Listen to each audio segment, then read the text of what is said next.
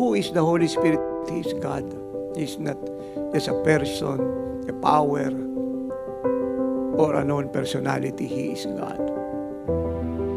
Co-equal with the Father and the Son. Kaya kung paano natin nire-respeto ang God the Father, ang God the Son, ay ganun din po ang gawin natin sa God the Holy Spirit. Kaya kung inyo pong pag-aaralan po ang Bible, ang sabi ng Genesis 1:1, in the beginning, God created the heavens and the earth.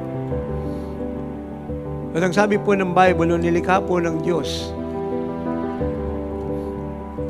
ang langit at ang lupa, ang sabi po ng verse 2 ay ito, and the earth was without form and void, and darkness was upon the face of the deep.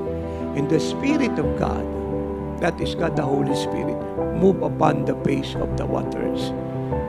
So dito po makikita natin ang generate po ng Diyos ang buong mundo. Wala pong rebulto.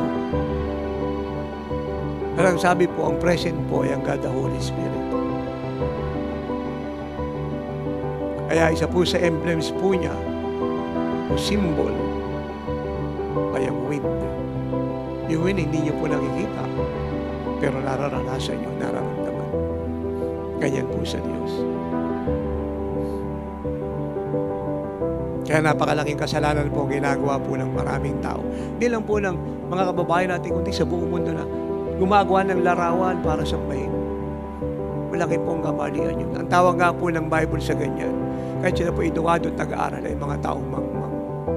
Na paano may drawing ang Diyos? Na siya po ay Espiritu. Dapat tayo po ay magbibigay ng malaking respeto sa Diyos Espiritu Santo. Dahil hindi niyo makikilala si Jesus ng gusto nang wala siya. Hindi niyo malalaman ang salita niya nang wala siya. Siya po lahat ang key upang ito po ay maging malinaw sa inyo. At wala po makakatanggap ng himala kahit isa nang wala ang Holy Spirit. Kaya po natin kakalimutan.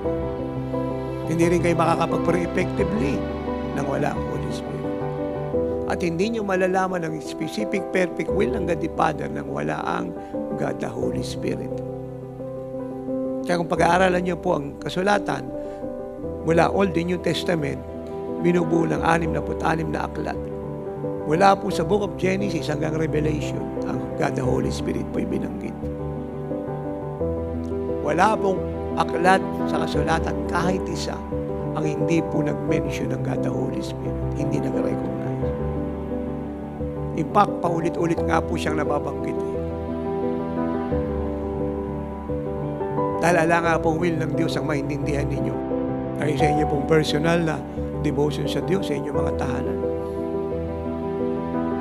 Ang kasama niyo po ay siya. Siya po nagbabantay sa inyo araw at gabi. At ang trabaho niya po ay hindi lang isilang buhay ni Jesus na tinanggap ninyo sa Kanya, kundi ito po ay glorify,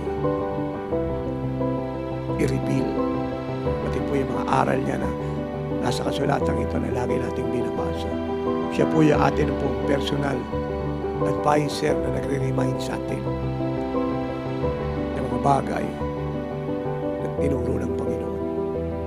At siya po yung nag-i-explain ng malinaw sa maraming mga bagay na nababasa nyo hindi nyo naintindihan. At siya po yung nagbubukas ng isip po ng makasalanan. Siya po yung nag-aalis po ng spiritual bondage, darkness sa mata ng mga unbelievers.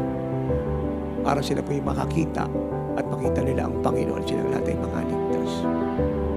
At siya po yung nag-a-accomplish ng answers prayer natin.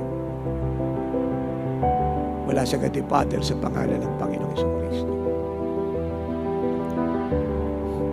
At siya po yung atin pong power. Siya yung ating dunamis.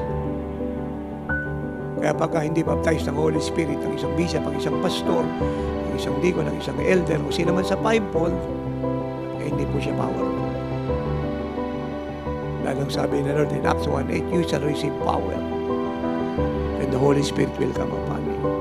And you will witness for me in Jerusalem, Judea, Samaria, and to the ends of the earth. Now, you shall receive power, Jesus said, when the Holy Spirit will come upon you. Kaya nagiging powerful lamang po ang sino man pag dumating ang Holy Spirit sa buhay niyo.